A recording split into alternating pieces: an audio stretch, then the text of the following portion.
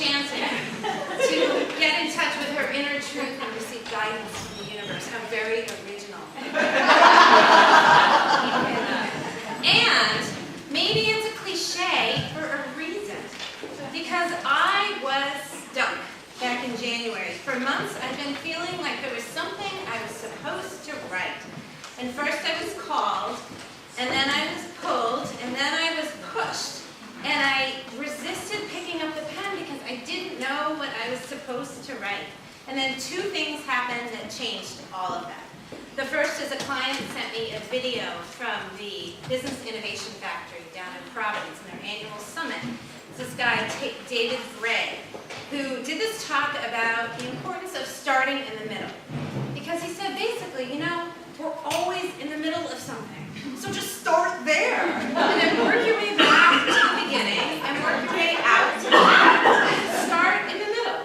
So it got me thinking about my writing. What if I just started writing about anything, everything, every day, and then wait to see what my writing wanted to be about? And around the same time, I went on a road trip, and I did listen to Eat, Pray, Love in the car. And I did get the idea for these Japamala beads, because I was listening to Elizabeth Gilbert talk about how she discovered these Japamala beads and chanting, and how soothing it was to say 108 times, Om Namah Shivaya. I have to lick my lips for that one. Om Namah Shivaya.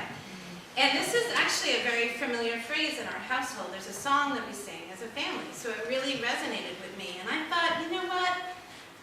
Why the hell not, right? So what have I got to lose? I'll try it. I'll try writing daily and chanting daily and see if the universe delivers the goods. There's a great quote by the Greek philosopher Epictetus who talks about, it helped me to say yes. He said, if you want to improve, be content to be thought foolish and stupid. So I thought, yeah, I'm down with that. Sure, I'll give it a try. And so I started chanting, and I did, in fact, feel like an ass.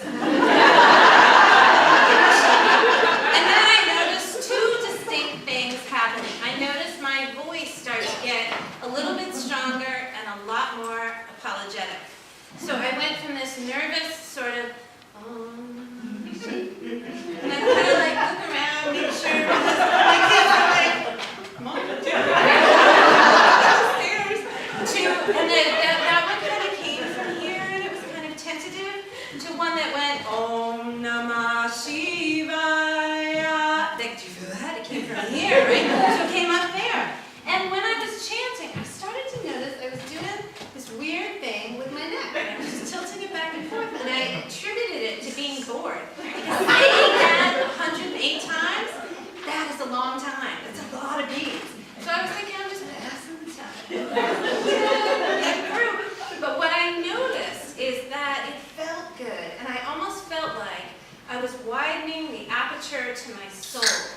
And I was working out the kinks, and it was almost like I was conducting an angioplasty on my vocal cords. And I was beginning to more fully understand the intricate connection between my spirituality, my creativity, and this rebel yell that wanted to come out through my writing. Because make no mistake about it, sometimes rebel yells, the most fierce and potent of them, don't come out through our mouths.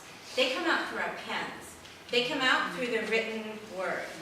Never underestimate the power of a woman to change the world with just a pen. Another thing I came to appreciate about this whole rebel yell thing is how well, or ineffectively, we often will make statements. So how often have you heard yourself or another friend, another woman in your life, start a sentence with, you know, this might be totally off the wall, but, or I might be the only one who thinks this, but, or I might be totally crazy, but, who would listen to a statement that begins like that and take it seriously? Would you? So I'm all in favor of asking questions and collaborative thinking.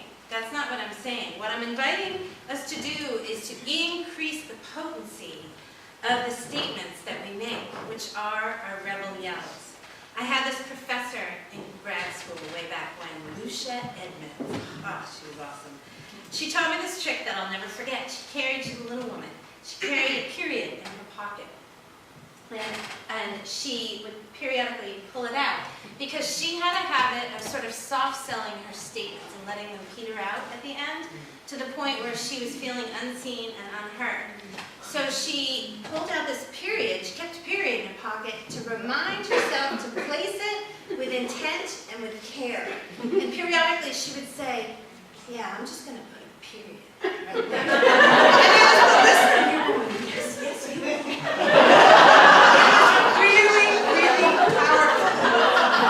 Our next speaker has a pocket full of those periods, and she's getting ready to use them. Like me, she's at an age or stage where she's really kind of okay with potentially making a huge ass of herself. If it means having an impact and creating the change that she wants to create in the world. Please welcome to the stage our next speaker, the amazing Lael.